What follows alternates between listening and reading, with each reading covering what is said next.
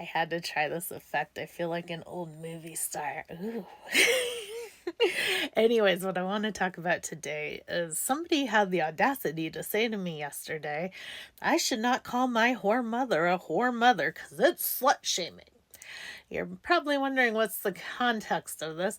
Well, I was discussing how my whore mother's lack of, medical neglect is why I'm disabled.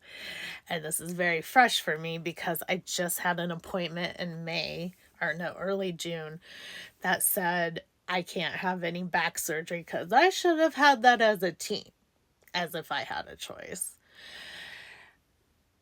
This wasn't my own post, so I only briefly explained that it's a coping mechanism based on one of my favorite shows, Always Sunny in Philadelphia.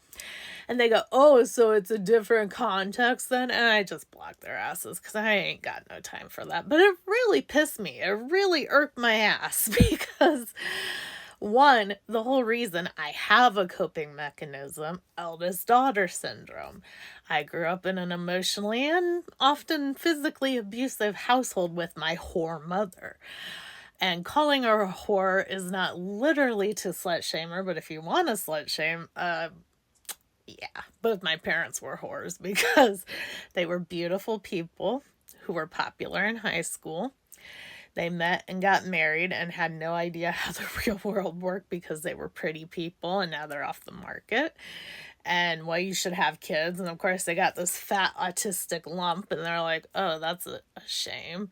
So they immediately had my sister, who followed in their footsteps, and every other sister was gorgeous. But don't worry, my whore mother's medical neglect is also why I ballooned up. And she always had me, she was always nagging me about my weight, and she had me so convinced I was born fat that until I went through my old photos, I didn't realize that only happened when I was 8. And it triggered a memory of being told that if getting my tonsils out didn't work, I probably had sleep apnea.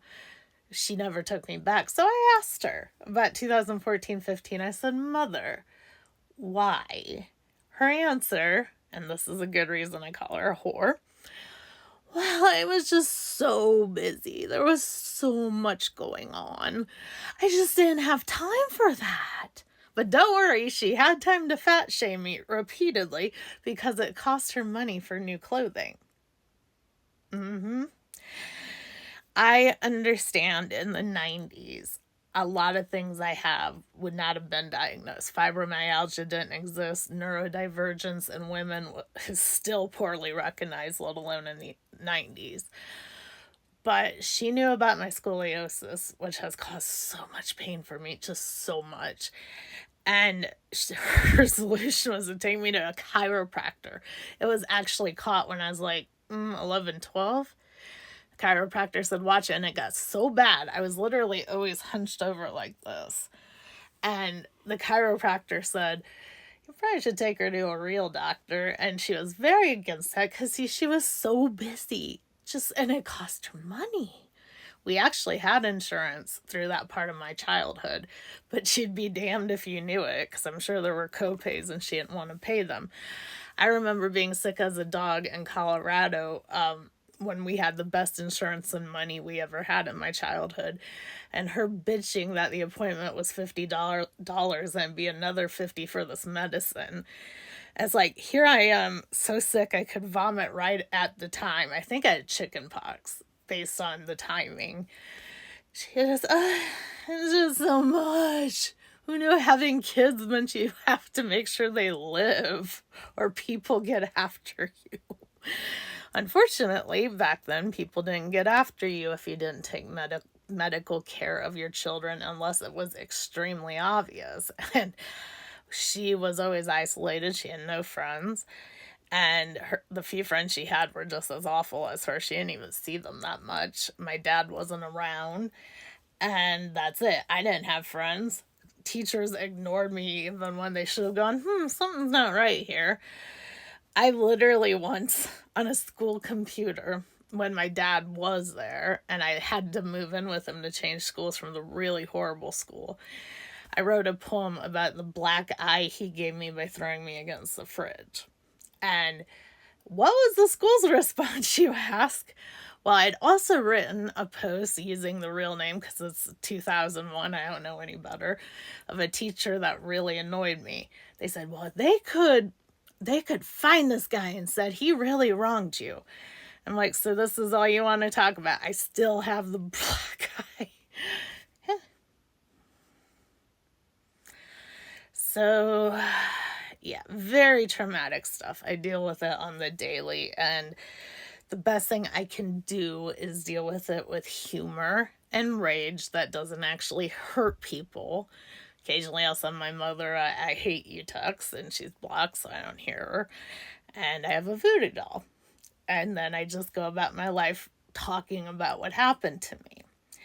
But if you want to get real technical, like this politically correct bitch did, at 13, when my scoliosis was at the go see a real doctor point, she moved in a guy who she was basically the catalyst for his divorce. And he lived there 3 or 4 years. I was 12 or 13. That'd make sister number 2 11. And sister number 3 was, oh, math hurts, 7. No, she had to be younger than that. 6 minus, oh, okay, 6. And she now says she didn't actually let him move in or ask him to leave his wife. He just moved in and she couldn't tell him no. Now, this guy was a tiny guy. I could eat this guy even when I was 13. I could definitely eat him now. This was not a big, hulking, abusive, physically man. Those walls were thin as shit. I could always hear everything. He did not harm her. He did not scream at her, nothing. But he was a shitheel to me, and she loved that. So she kept him around. He just adored sister number 3 until my mother broke up with him finally because she met a new guy who'd be her 4th husband. And then he took all the gifts he gave sister number 3 back, including a little motocross bike because he liked motocross. I think that puts the horror in horror. Thank you very much. And I don't really slut shame, like, in general. I got a double number, I think. I don't keep track of body count, but I love sex. Love dicks. No shame there. I've been called shit like that, and I really don't care. Because it's a patriarchal assessment of a woman's worth based on how free her vagina is. I don't give a shit about any of that. Frankly, even though my mother is by definition a whore, I really don't even care about that. I care about how she treated me. I used to call her Bitchzilla, but that seemed like a mouthful. So do not shame an eldest daughter dealing with a mother wound. We're doing our goddamn best. Thank you very much. And I think for all that she made me out to be violent and horrible, which I wasn't, just me using that term and beating a voodoo doll shows no, I'm not. Thank you. I still have rage and I need to release it. And I'm not ashamed of that. I am in blinding pain every day because of this woman. She is a whore. Thank you.